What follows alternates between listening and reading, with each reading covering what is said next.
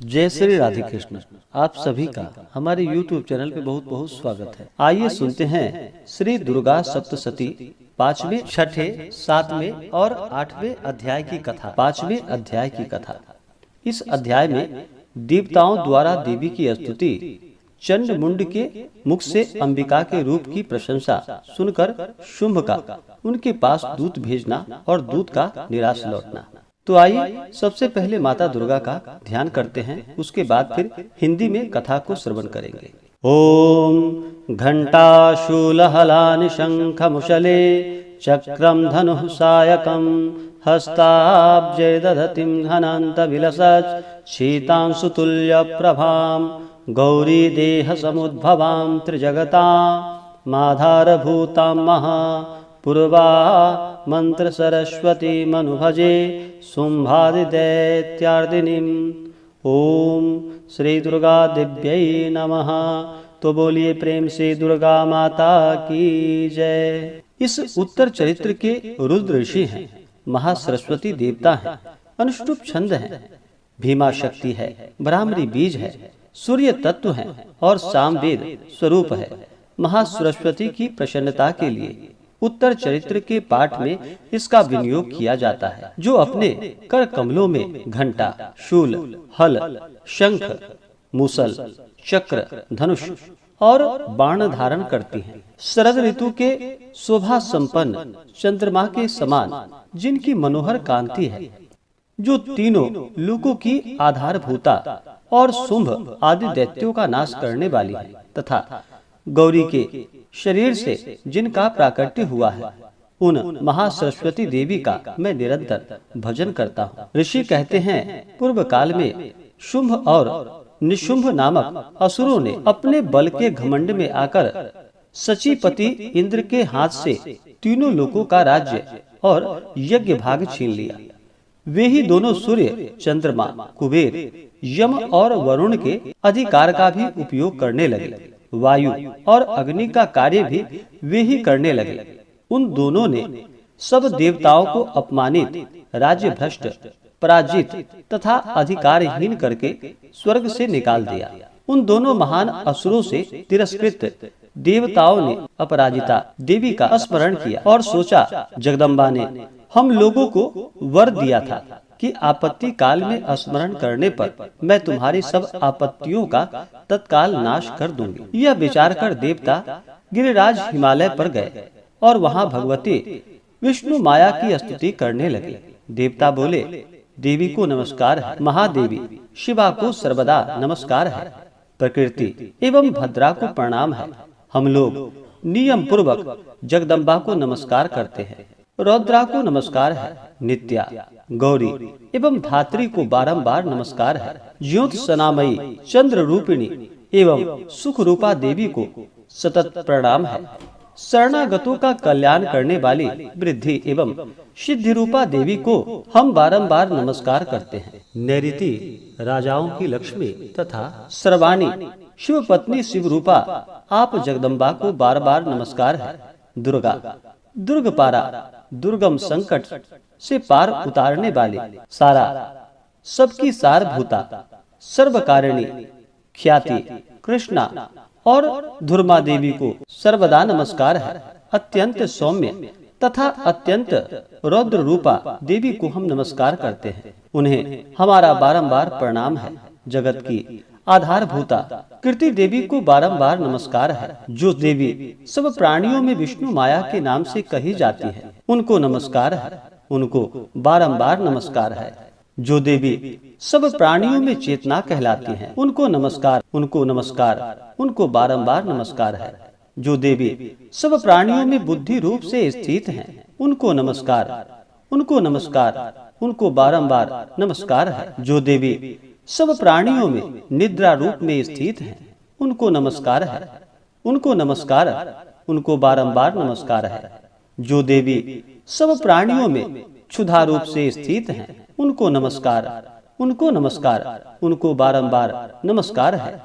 जो देवी सब प्राणियों में छाया रूप में स्थित हैं, उनको नमस्कार, उनको नमस्कार, उनको बारंबार नमस्कार है। जो देवी सब प्राणियों में शक्ति रूप में स्थित हैं, उनको नमस्कार, उनको नमस्कार, उनको बारंबार नमस्कार है। जो देवी सब प्राणियों में तृष्णा रूप से स्थित हैं, उनको नमस्कार, उनको नमस्कार, उनको बारंबार नमस्कार है। जो देवी सब प्राणियों में शांति, क्षमा रूप से स्थित है, उनको नमस्कार, उनको नमस्कार, उनको बारंबार नमस्कार है। जो देवी सब प्राणियों में जाति रूप से स्थित हैं, उनको नमस्कार, उनको नमस्कार, उनको बारंबार नमस्कार है। जो देवी सब प्राणियों में लज्जा रूप से स्थित हैं, उनको नमस्कार, उनको नमस्कार, उनको बारंबार नमस्कार है। जो देवी सब प्राणियों में शांति रूप में स्थित हैं, उनको नमस्कार, उनको नमस्कार, उनको बारंबार नमस्कार है। जो देवी सब प्राणियों में श्रद्धा रूप से स्थित है, उनको नमस्कार, उनको नमस्कार, उनको बारंबार नमस्कार है। जो देवी सब प्राणियों में कांति रूप में स्थित हैं, उनको नमस्कार, उनको नमस्कार, उनको बारंबार नमस्कार है। जो देवी सब प्राणियों में लक्ष्मी रूप से स्थित हैं, उनको नमस्कार, उनको नमस्कार, उनको बारंबार नमस्कार है। जो देवी सब प्राणियों में वृत्ति रूप से स्थित हैं, उनको नमस्कार, उनको नमस्कार, उनको बारंबार नमस्कार है। जो देवी सब प्राणियों में स्मृति रूप से स्थित हैं, उनको नमस्कार, उनको नमस्कार, उनको बारंबार नमस्कार है। जो देवी सब प्राणियों में दया रूप से स्थित हैं, उनको नमस्कार, उनको नमस्कार, उनको बारंबार नमस्कार है।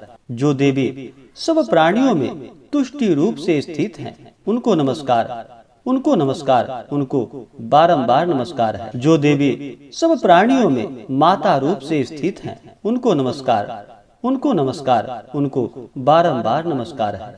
जो देवी सब प्राणियों में भ्रांति रूप से स्थित हैं, उनको नमस्कार, उनको नमस्कार, उनको बारंबार नमस्कार है। जो देवी के इंद्रिय वर्ग की अधिष्ठात्री देवी एवं सब प्राणियों में सदा व्याप्त रहने वाली हैं, उन व्याप्ति देवी को बारंबार नमस्कार है। जो देवी चैतन्य रूप से इस संपूर्ण जगत को व्याप्त करके स्थित हैं, उनको नमस्कार, उनको नमस्कार, उनको बारंबार नमस्कार है। पूर्व काल में अपने अभिष्ट की प्राप्ति होने से देवताओं ने जिनकी स्तुति की तथा देवराज इंद्रों ने बहुत दिनों तक जिनका सेवन किया, वह कल्याण की साधन भूता ईश्वरी हमारा कल्याण और मंगल करे तथा सारी आपत्तियों का नाश कर डाले। उदंड दैत्यों से सताए हुए हम सभी देवता जिन परमेश्वरी को इस समय नमस्कार करते हैं तथा जो भक्ति से विनम्र पुरुषों द्वारा स्मरण की जाने पर तत्काल ही संपूर्ण विपत्तियों का नाश कर देते हैं, वे जगदम्बा हमारा संकट दूर करे। ऋषि कहते हैं, राजन, इस प्रकार जब देवता स्तुति कर रहे थे, उस समय पार्वती देवी गंगा जी के जल में स्नान करने के लिए वहां आई। उन सुंदर भौहों वाली भगवती देवी को पूछा, आप लोग यहाँ किसकी स्तुति कर रहे हैं? उन सुंदर भौहों वाली भगवती ने देवताओं से पूछा कि आप लोग यहाँ किसकी स्तुति कर रहे हैं? तब उन्हीं के शरीर कोश से प्रकट हुई शिवा देवी, बोली, शुंभ दैत्य निष्कृत और युद्ध में निशुंभ से पराजित हो यहाँ एकत्रित हुए ये समस्त देवता यह मेरी ही स्तुति कर रहे हैं। पार्वती जी के शरीर कोश से अंबिका का प्रादुर्भाव हुआ था, इसलिए वे समस्त लोकों में कौशिकी कही जाती हैं। कौशिकी के प्रकट होने के बाद पार्वती का शरीर काले रंग का हो गया, अतः वे हिमालय पर रहने वाली कालिका देवी के नाम से विख्यात हुई। तदंतर शुंभ निशुंभ के भृत्य चंड मुंड वहां आए और उन्होंने परम मनोहर रूप धारण करने वाली अंबिका देवी को देखा। फिर वे शुंभ के पास जाकर बोले, महाराज, एक अत्यंत मनोहर स्त्री है जो अपनी दिव्य कांति से हिमालय को प्रकाशित कर रही है। वैसा उत्तम रूप कहीं किसी ने भी नहीं देखा होगा। असुरेश्वर, पता लगाइए वह देवी कौन है और उसे ले लीजिए। स्त्रियों में तो वह रत्न है, उसका प्रत्येक अंग बहुत ही सुंदर है तथा वह अपने श्री अंगों की प्रभा से संपूर्ण दिशाओं में प्रकाश फैला रही है। दैत्यराज, अभी वह हिमालय पर ही मौजूद है, आप उसे देख सकते हैं। प्रभु, तीनों लोकों में मणि, हाथी और घोड़े आदि जितने भी रत्न हैं, वे सब इस समय आपके घर में शोभा पाते हैं। हाथियों में रत्नभूत ऐरावत, यह पारिजात का वृक्ष और यह उच्चैःश्रवा घोड़ा, यह सब आपने इंद्र से ले लिया है। हंसों से जुता हुआ यह विमान भी आपके आंगन में शोभा पाता है। यह रत्नभूत अद्भुत विमान है, जो पहले ब्रह्मा जी के पास था, वह आपके यहाँ लाया गया है। यह महापद्म नामक निधि आप कुबेर से छीन लाए हैं। समुद्र ने भी आपको किंजलकिनी नाम की माला भेंट की है, जो केसरों से सुशोभित है और जिसके कमल कभी कुंभलाते नहीं हैं। स्वर्ण की वर्षा करने वाला वरुण का छत्र भी आपके घर में शोभा पाता है, तथा यह श्रेष्ठ रथ जो पहले प्रजापति के अधिकार में था, अब आपके पास मौजूद है। दैत्येश्वर, मृत्यु की उत्क्रांतिंदा नाम वाली शक्ति भी आपने छीन ली है, तथा वरुण का पाश और समुद्र में होने वाले सब प्रकार के रत्न आपके भाई निशुंभ के अधिकार में हैं। अग्नि ने भी स्वतः शुद्ध किए हुए 2 वस्त्र आपकी सेवा में अर्पित किए हैं। दैत्यराज, इस प्रकार सभी रत्न आपने एकत्र कर लिए हैं। फिर जो यह स्त्री में रत्न रूप कल्याणमयी देवी है, इसे आप क्यों नहीं अपने अधिकार में कर लेते? ऋषि कहते हैं, चंड मुंड का यह वचन सुनकर शुंभ ने महादैत्य सुग्रीव को दूत बनाकर देवी के पास भेजा और कहा, तुम मेरी आज्ञा से उसके सामने ये बातें कहना और ऐसा उपाय करना जिससे प्रसन्न होकर वह शीघ्र ही यहाँ आ जाए। वह दूत पर्वत के अत्यंत रमणीय प्रदेश में जहाँ देवी मौजूद थी, वहाँ पर गया और फिर मधुर वाणी में कोमल वचन बोला। दूत बोला, देवी, दैत्यराज शुंभ इस समय तीनों लोकों के परमेश्वर हैं। मैं उन्हीं का भेजा हुआ दूत हूँ और यहाँ तुम्हारे ही पास आया हूँ। उनकी आज्ञा सदा सब देवता एक स्वर से मानते हैं, कोई उनका उल्लंघन नहीं कर सकता। वे संपूर्ण देवताओं को परास्त कर चुके हैं। उन्होंने तुम्हारे लिए जो संदेश दिया है उसे सुनो। संपूर्ण त्रिलोकी मेरे अधिकार में है, देवता भी मेरी आज्ञा के अधीन चलते हैं। संपूर्ण यज्ञों के भागों को मैं ही पृथक पृथक भोगता हूँ। तीनों लोकों में जितने श्रेष्ठ रत्न हैं, वे सब मेरे अधिकार में हैं। देवराज इंद्र का वाहन ऐरावत, जो हाथियों में रत्न के समान है, मैंने छीन लिया है। क्षीर सागर का मंथन करने से जो अश्वरत्न उच्चैःश्रवा प्रकट हुआ था, उसे देवताओं ने मेरे पैरों पर पड़कर समर्पित किया है। सुंदरी, उनके सिवा और भी जितने रत्नभूत पदार्थ देवताओं, गंधर्वों और नागों के पास थे, वे सब मेरे पास आ गए हैं। देवी, हम लोग तुम्हें संसार की स्त्री में रत्न मानते हैं, अतः तुम हमारे पास आ जाओ, क्योंकि रत्नों का उपभोग करने वाले हम ही हैं। चंचल कटाक्षों वाली सुंदरी, तुम मेरी या मेरे भाई महापराक्रमी निशुंभ की सेवा में आ जाओ, क्योंकि तुम रत्न स्वरूपा हो। मेरा वरण करने से तुम्हें तुलना रहित महान ऐश्वर्य की प्राप्ति होगी। अपनी बुद्धि से यह विचार कर तुम मेरी पत्नी बन जाओ। ऋषि कहते हैं, दूत के यूं कहने पर कल्याणमयी भगवती दुर्गा देवी, जो इस जगत को धारण करती हैं, मन ही मन गंभीर भाव से मुस्कुराई और इस प्रकार बोली। देवी ने कहा, दूत, तुमने सत्य कहा है, इसमें तनिक भी मिथ्या नहीं है। शुंभ तीनों लोकों का स्वामी है और निशुंभ भी उसी के समान पराक्रमी है, किंतु इस विषय में मैंने जो प्रतिज्ञा कर ली है उसे मिथ्या कैसे करूं? मैंने अपनी अल्प बुद्धि के कारण पहले से जो प्रतिज्ञा कर रखी है उसे सुनो। जो मुझे संग्राम में जीत लेगा, जो मेरा अभिमान को चूर्ण कर देगा, तथा संसार में जो मेरे समान बलवान होगा, वही मेरा स्वामी होगा। इसलिए शुंभ अथवा महादैत्य निशुंभ स्वयं ही यहाँ पधारे और मुझे जीतकर शीघ्र ही मेरा पानी ग्रहण कर ले। इसमें विलंब की क्या आवश्यकता है? दूत बोला, देवी, तुम घमंड में भरी हो, मेरे सामने ऐसी बातें ना करो। तीनों लोकों में कौन ऐसा पुरुष है जो शुंभ निशुंभ के सामने खड़ा हो सके? देवी, अन्य दैत्यों के सामने भी सारे देवता युद्ध में नहीं ठहर सकते, फिर तुम अकेली स्त्री होकर कैसे ठहर सकती हो? जिन शुंभ आदि दैत्यों के सामने इंद्र आदि सब देवता भी युद्ध में खड़े नहीं हुए, उनके सामने तुम स्त्री होकर कैसे जाओगी? इसलिए तुम मेरे ही कहने से शुंभ निशुंभ के पास चली चलो। ऐसा करने से तुम्हारे गौरव की रक्षा होगी, अन्यथा जब वे केश पकड़कर घसीटेंगे तब तुम्हें अपनी प्रतिष्ठा खोकर जाना पड़ेगा। देवी ने कहा, तुम्हारा कहना ठीक है, शुंभ बलवान है और निशुंभ भी बड़े पराक्रमी है, किंतु क्या करूं?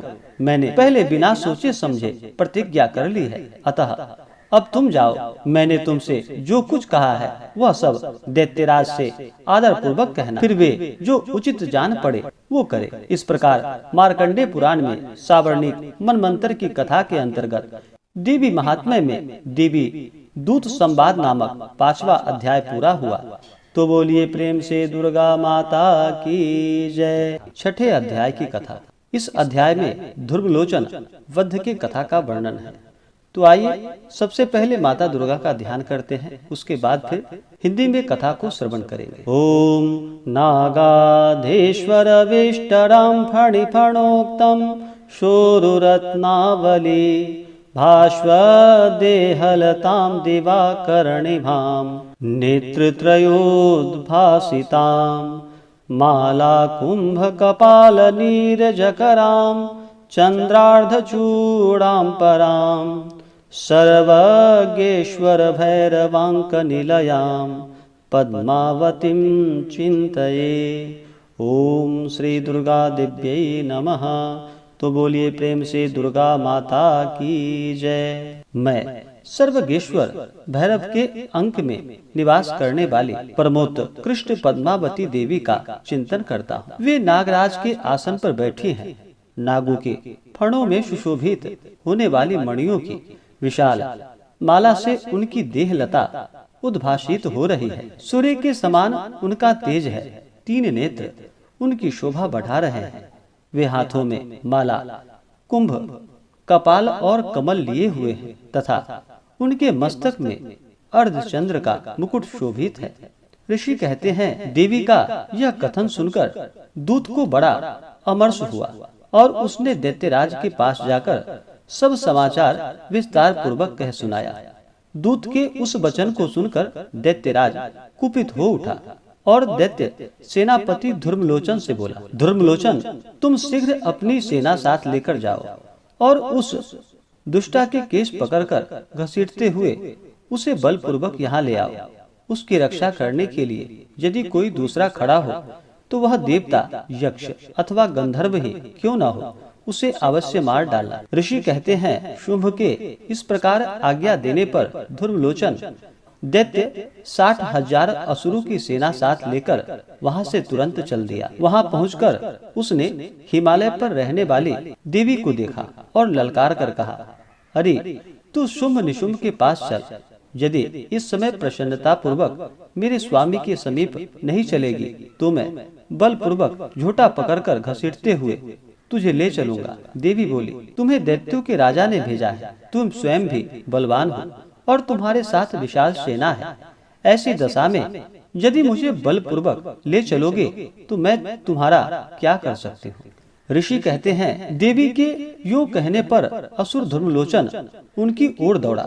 तब अंबिका हुम शब्द के उच्चारण मात्र से उसे भस्म कर दिया। फिर तो क्रोध में भरी हुई दैत्यों की विशाल सेना और अंबिका ने एक दूसरे पर तीखे शायकों, शक्तियों तथा फरसों की वर्षा आरंभ की। इतने में ही देवी का वाहन सिंह क्रोध में भरकर भयंकर गर्जना करके गर्दन के बालों को हिलाता हुआ असुरों की सेना में कूद पड़ा। उसने कुछ दैत्यों को पंजों की मार से, कितनों को अपने जबड़ों से और कितने ही महादैत्यों को पटककर ऊंट की दाढ़ों से घायल करके मार डाला। उस सिंह ने अपने नखों से कितनों के पेट फाड़ डाले और थप्पड़ मारकर कितनों के सिर धड़ से अलग कर दिए, कितनों की भुजाएं और मस्तक काट डाले तथा अपनी गर्दन के बाल हिलाते हुए उसने दूसरे दैत्यों के पेट फाड़कर उनका रक्त चूस लिया। अत्यंत क्रोध में भरे हुए देवी का वाहन उस महाबली सिंह ने क्षण भर में ही असुरों की सारी सेना का संहार कर डाला। शुंभ ने जब सुना कि देवी ने धर्मलोचन असुर को मार डाला तथा उनके सिंह ने सारी सेना का सफाया कर डाला, तब उस दैत्यराज को बड़ा क्रोध हुआ। उसका ओठ कांपने लगा। उसने चंड और मुंड नामक दो महादैत्यों को आज्ञा दी कि हे चंड और हे मुंड, तुम लोग बहुत बड़ी सेना लेकर वहां जाओ। उस देवी के झोटे पकड़कर अथवा उसे बांधकर शीघ्र यहाँ ले आओ। यदि इस प्रकार उनको लाने में संदेह हो तो युद्ध में सब प्रकार के अस्त्र शस्त्रों तथा समस्त आसुरी सेना का प्रयोग करके उनकी हत्या कर डालना। उस दुष्टा की हत्या होने तथा सिंह के भी मारे जाने पर उस अंबिका को बांधकर साथ ले शीघ्र ही लौटाना। इस प्रकार श्री मार्कंडेय पुराण में सावर्णिक मनमंत्र की कथा के अंतर्गत देवी महात्म्य में दुर्लोचन वध नामक छठा अध्याय पूरा हुआ। तो बोलिए प्रेम से माता दुर्गा की जय। 7वें अध्याय की कथा। इस अध्याय में चंड और मुंड के वध का वर्णन किया गया है। तो आइए सबसे पहले माता दुर्गा का ध्यान करते हैं। ओम ध्यायेयं रत्नपीठे शुककला पठितं शृण्वतीं श्यामलांगीं नैस्तैकाग्रिगं सरोजे शशिशकलधरां वल्लिकीं वादयन्तीं कहलाराबद्धमालां नियमिता विलसच्चुल्लिकां रक्तवस्त्रां मातांगीं शंखपात्रां मधुरमधुमदां चित्रकोद्भासिलां। ओम श्री दुर्गा दिव्यै नमः। तो बोलिए प्रेम से दुर्गा माता की जय। मैं मातंगी देवी का ध्यान करता हूँ। वे रत्नमय सिंहासन पर बैठकर पढ़ते हुए तोते का मधुर शब्द सुन रही हैं। उनके शरीर का वर्ण श्याम है। वे अपना एक पैर कमल पर रखे हुए हैं और मस्तक पर अर्धचंद्र धारण करती हैं तथा कहलार पुष्पों की माला धारण किए वीणा बजाती हैं। उनके अंग में कसी हुई चोली शोभा पा रही है। वे लाल रंग की साड़ी पहने हाथों में शंखमय पात्र लिए हुए हैं। उनके वदन पर मधु का हल्का हल्का प्रभाव जान पड़ता है और ललाट में बिंदी शोभा दे रही है। ऋषि कहते हैं तदंतर शुंभ की आज्ञा पाकर वे चंड मुंड आदि दैत्य चतुरंगिनी सेना के साथ अस्त्र शस्त्रों से सुसज्जित हो चल दिए। फिर गिरिराज हिमालय के स्वर्णमय ऊंचे शिखर पर पहुंचकर उन्होंने सिंह पर बैठी देवी को देखा। वे मंद मंद मुस्कुरा रही थी। उन्हें देखकर दैत्य लोग तत्परता से पकड़ने का उद्योग करने लगे। किसी ने धनुष तान लिया, किसी ने तलवार संभाली और कुछ लोग देवी के पास आकर खड़े हो गए। तब अंबिका ने उन शत्रुओं के प्रति बड़ा क्रोध किया। उस समय क्रोध के कारण उनका मुख काला पड़ गया, ललाट में भौहें टेढ़ी हो गई और वहां से तुरंत विकराल मुखी काली प्रकट हुई, जो तलवार और पाश लिए हुए थी। वे विचित्र खटवांग धारण किए और चिते के चर्म की साड़ी पहनी नर मुंडों की माला से विभूषित थी। उनके शरीर का मांस सूख गया था, केवल हड्डियों का ढांचा ही था, जिससे वे अत्यंत भयंकर जान पड़ती थी। उनका मुंह बहुत विशाल था। जीभ लपलपाने के कारण वे और भी डरावनी प्रतीत होती थी। उनकी आंखें भीतर को धंसी हुई और कुछ लाल थी।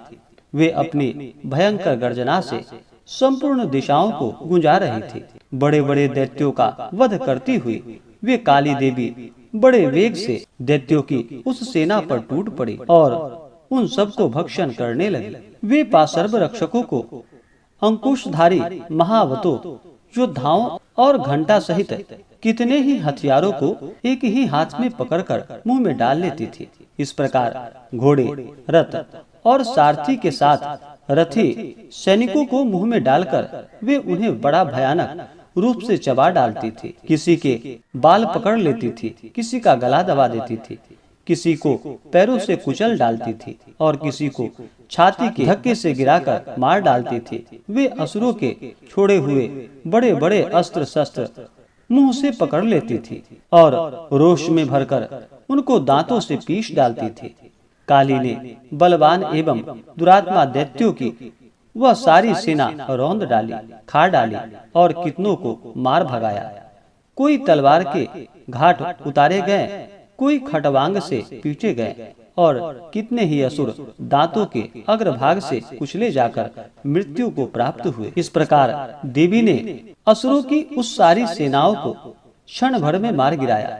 यह देख चंड उन अत्यंत भयानक काली देवी की ओर दौड़ा तथा महादैत्य मुंड ने भी अत्यंत भयंकर बाणों की वर्षा तथा हजारों बार चलाए हुए चक्रों से उन भयानक नेत्रों वाली देवी को आच्छादित कर दिया। वे अनेकों चक्र देवी के मुखों में समाये हुए ऐसे जान पड़े मानो सूर्य के बहुतेरे मंडल बादलों के उदर में प्रवेश कर रहे हों। तब भयंकर गर्जना करने वाली काली ने अत्यंत रोष में भरकर विकट अट्टहास किया। उस समय उनके विकराल बदन के भीतर कठिनता से देखे जा सकने वाले दांतों की प्रभाव से वे अत्यंत उज्जवल दिखाई देती थी। देवी ने बहुत बड़ी तलवार हाथों में ले हम का उच्चारण करके चंड पर धावा किया और उसके केस पकड़ उसी तलवार से उसका मस्तक काट डाला। चंड को मारा गया देखकर मुंड भी देवी की ओर दौड़ा। तब देवी ने रोष में भरकर उसे भी तलवार से घायल करके धरती पर सुला दिया। महापराक्रमी चंड और मुंडों को मरा गया देख मरने से बची हुई बाकी सेना भय से व्याकुल हो चारों ओर भाग गई।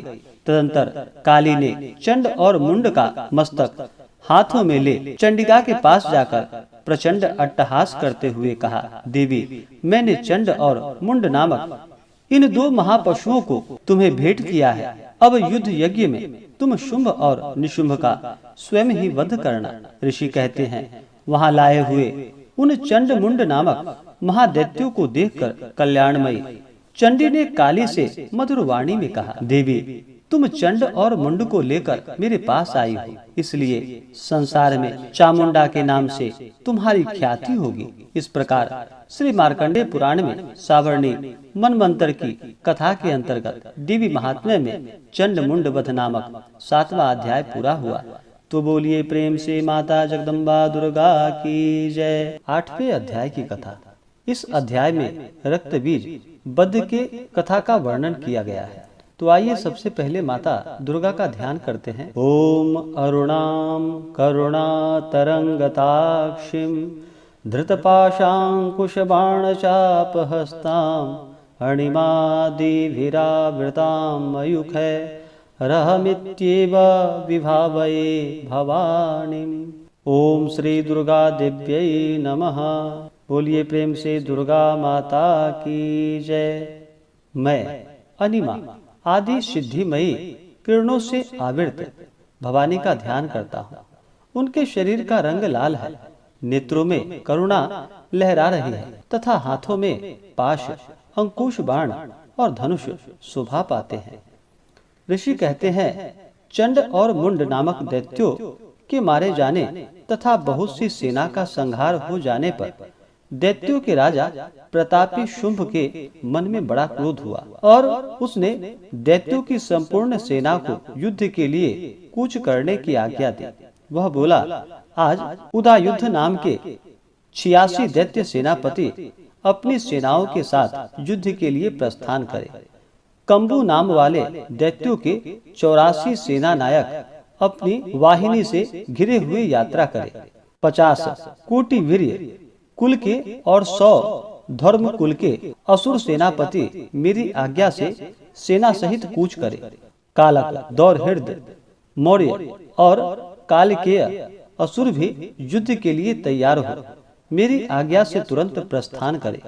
भयानक शासन करने वाला असुर राज शुंभ इस प्रकार आज्ञा दे सहस्त्रों बड़ी बड़ी सेनाओं के साथ युद्ध के लिए प्रस्थित हुआ। उसकी अत्यंत भयंकर सेना आती देख चंडिका ने अपने धनुष टंकार से पृथ्वी और आकाश के बीच का भाग गुंजा दिया।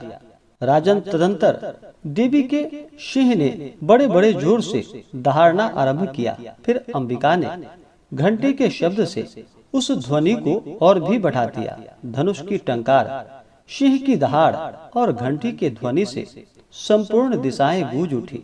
उस भयंकर शब्दों से काली ने अपने विकराल मुख को और भी बढ़ा लिया तथा इस प्रकार से वे विजयिनी हुई। उस तुमल नाद को सुनकर दैत्यों की सेनाओं ने चारों ओर से आकर चंडिका देवी, सिंह तथा काली देवी को क्रोध पूर्वक घेर लिया।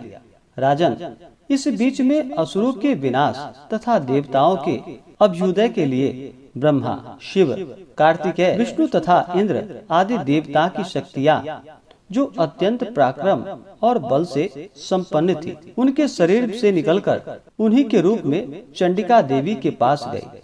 जिस देवता का जैसा रूप, वैसी वेशभूषा और वैसा वाहन है, ठीक वैसे ही साधनों से संपन्न हो उसकी शक्ति असुरों से युद्ध करने के लिए आई। सबसे पहले हंस युक्त विमान पर बैठी हुई अक्षसूत्र और कमंडलू से सुशोभित ब्रह्मा जी की शक्ति उपस्थित हुई, जिसे ब्रह्माणी कहते हैं। महादेव जी की शक्ति वृषभ पर आरूढ़ हो, हाथों में श्रेष्ठ त्रिशूल धारण किए, महानाग का कंकन पहने, मस्तक में चंद्र रेखा से विभूषित हो वहां आ पहुंची। कार्तिकेय जी की शक्ति रूपा जगदम्बिका उन्हीं का रूप धारण किए श्रेष्ठ मयूर पर आरूढ़ हो, हाथ में शक्ति लिए दैत्यों से युद्ध करने के लिए आई। इसी प्रकार भगवान विष्णु की शक्ति गरुड़ पर विराजमान हो, शंख, चक्र, गदा, शांग धनुष तथा खड्ग हाथ में लिए वहां आई। अनुपम यज्ञ वाराह का रूप धारण करने वाले श्री हरि की जो शक्ति है, वह भी वाराह शरीर धारण करके वहां उपस्थित हुई। नारसिंह शक्ति भी नृसिंह के समान शरीर धारण करके वहां आई। उसकी गर्दनों के बालों के झटके से आकाश के तारे बिखरे पड़ते थे। इसी प्रकार इंद्र की शक्ति वज्र हाथ में लिए गजराज ऐरावत पर बैठकर आए। उसके भी सहस्त्र नेत्र थे। इंद्र का जैसा रूप है वैसा ही उसका भी था। तदंतर उन देवी शक्तियों से घिरे हुए महादेव जी ने चंडिका से कहा, मेरी प्रसन्नता के लिए तुम शीघ्र ही इस असुरों का संहार करो। तब देवी के शरीर से अत्यंत भयानक और परम उग्र चंडिका शक्ति प्रकट हुई, जो सैकड़ों गिदड़ियों की भांति आवाज करने वाली थी।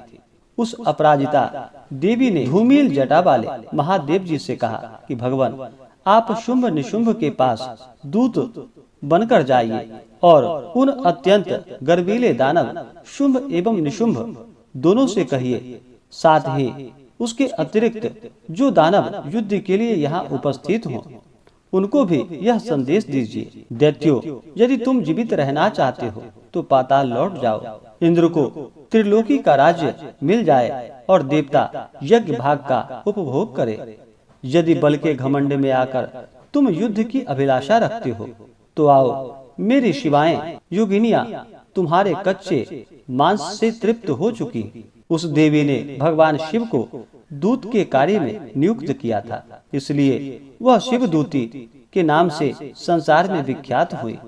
मुंह से देवी के ऐसे वचन को सुनकर क्रोध में भर गए और जहाँ कात्यायनी विराजमान थी उस ओर बढ़े। तदंतर वे दैत्य अमर्ष में भरकर पहले ही देवी के ऊपर बाण, शक्ति और वृष्टि आदि अस्त्रों की वृष्टि करने लगे।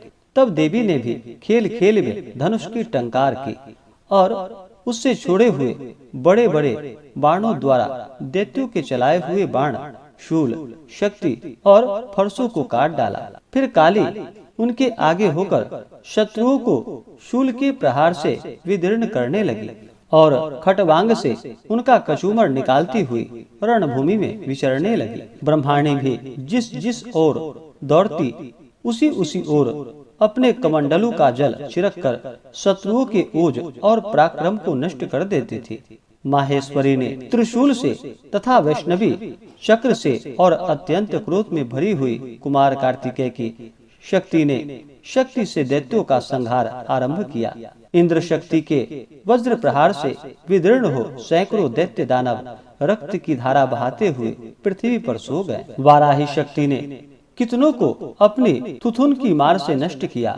दाढ़ों के अग्रभाग कितनों की छाती छेद डाली तथा कितने ही दैत्य उसके चक्र की चोट से विदीर्ण होकर गिर पड़े। नारसिंह भी दूसरे दूसरे महादैत्यों को अपने नखों से विदीर्ण करके खाती और सिंहनाद से दिशाओं एवं आकाश को गुजाती हुई युद्ध क्षेत्र में विचरने लगी। कितने ही असुर शिवदूती के प्रचंड अट्टहास से अत्यंत भयभीत हो पृथ्वी पर गिर पड़े और गिरने पर उन्हें शिवदूती ने उस समय अपना ग्रास बना लिया। इस प्रकार क्रोध में भरे हुए मातृगणों को नाना प्रकार के उपयोग बड़े बड़े असुरों का मर्दन करते देख दैत्य सैनिक भाग खड़े हुए। मातृगणों से पीड़ित दैत्यों को युद्ध से भागते देख रक्तबीज नामक महादैत्य क्रोध में भरकर युद्ध करने के लिए आया। उसके शरीर से जब रक्त की बूंद पृथ्वी पर गिरती तब उसके समान शक्तिशाली एक दूसरा महादैत्य पृथ्वी पर पैदा हो जाता। महासुर रक्तबीज हाथ में गदा लेकर इंद्र शक्ति के साथ युद्ध करने लगा। तब इंद्र ने अपने वज्र से रक्तबीज को मारा। वज्र के घायल होने पर उसके शरीर से बहुत सा रक्त चूने लगा और उससे उसी के समान रूप तथा पराक्रम वाले योद्धा उत्पन्न होने लगे। उसके शरीर से रक्त की जितनी बूंदें गिरी उतने ही पुरुष उत्पन्न हो गए। वे सब रक्त बीज के समान ही वीर्यवान, बलवान तथा पराक्रमी थे। वे रक्त से उत्पन्न होने वाले पुरुष भी अत्यंत भयंकर अस्त्र शस्त्रों का प्रहार करते हुए वहां मातृगणों के साथ घोर युद्ध करने लगे। पुनः वज्र के प्रहार से जब उसका मस्तक घायल हुआ तब रक्त बहने लगे और उससे हजारों पुरुष उत्पन्न हो गए। वैष्णवी ने युद्ध में रक्त बीज पर चक्र का प्रहार किया तथा इंद्र ने उस दैत्य सेना पति को गदा से चोट पहुंचाई। वैष्णवी के चक्र से घायल होने पर उसके शरीर से जो रक्त बहा और उससे जो उसी के बराबर आकार वाले सहस्त्रों महादैत्य प्रकट हुए उनके द्वारा संपूर्ण जगत व्याप्त हो गया। कौमारी ने शक्ति से, वाराही ने खड्ग से और महेश्वरी ने त्रिशूल से महादैत्य रक्त बीज को घायल किया। क्रोध में भरे हुए उस महादैत्य रक्त बीज ने भी गदा से सभी मातृ शक्तियों पर पृथक पृथक प्रहार किया। शक्ति और शूल आदि से अनेक बार घायल होने पर जो उसके शरीर से रक्त धारा पृथ्वी पर गिरी उससे भी निश्चय ही सैकड़ों असुर उत्पन्न हुए। इस प्रकार उस महादैत्य रक्त से प्रकट हुए असुरों द्वारा संपूर्ण जगत व्याप्त हो गया। इससे उन देवताओं को बड़ा भय हुआ। देवताओं को उदास देख चंडिका ने काली से शीघ्रता पूर्वक कहा, चामुंडे तुम अपना मुख और भी फैलाओ तथा मेरे शस्त्रपात से गिरने वाले रक्त बिंदुओं और उनसे उत्पन्न होने वाले महादैत्यों को तुम अपने इस उतावले मुख से खा जाओ। इस प्रकार रक्त से उत्पन्न होने वाले महादैत्यों का भक्षण करती हुई तुम रण में विचरती रहो। ऐसा करने से उस दैत्य का सारा रक्त छिन्न हो जाने पर वह स्वयं भी नष्ट हो जाएगा। उन भयंकर दैत्यों को जब तुम खा जाओगी तब दूसरे नए दैत्य उत्पन्न नहीं हो सकेंगे। काली से यूं कहकर चंडिका देवी ने शूल से रक्त बीज को मारा और काली ने अपने मुख में उसका रक्त ले लिया। तब उसने वहां चंडिका पर गदा से प्रहार किया, किंतु उस गदा पात ने देवी को तनिक भी वेदना नहीं पहुंचाई। रक्त बीज के घायल शरीर से बहुत सा रक्त गिरा, किंतु यूं ही वह गिरा त्यों ही चामुंडा ने अपने मुख में ले लिया। रक्त गिरने से काली के मुख में जो महादैत्य उत्पन्न हुए उन्हें भी वह चट कर गई और उसने रक्त बीज का रक्त भी पी लिया। तदंतर देवी ने रक्त बीज को, जिसका रक्त चामुंडा ने पी लिया था, वज्र, बाण, खड्ग तथा वृष्टि आदि से मार डाला।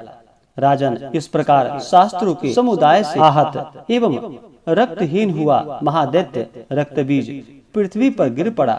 नरेश्वर, इससे देवताओं को अनुपम हर्ष की प्राप्ति हुई और मातृगण उन असुरों के रक्तपान के मद से उद्धत सा होकर नृत्य करने लगा। इस प्रकार मार्कंडेय पुराण में सावर्णिक मनमंत्र की कथा के अंतर्गत देवी महात्म्य में रक्त बीज वध नामक 8वां अध्याय पूरा हुआ।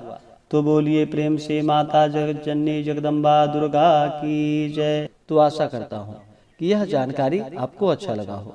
ऐसे ही ज्ञानवर्धक जानकारियाँ प्राप्त करने के लिए हमारे इस चैनल पे अगर आप नए हैं तो चैनल को लाल बटन दबा करके सब्सक्राइब करें, साथ में बेल आइकन घंटी को दबाएं ताकि मेरी वीडियो का नोटिफिकेशन आपको समय से मिलता रहे। वीडियो को लाइक करें, शेयर करें, सुखी रहे और स्वस्थ रहे। जय श्री राधे कृष्ण। धन्यवाद।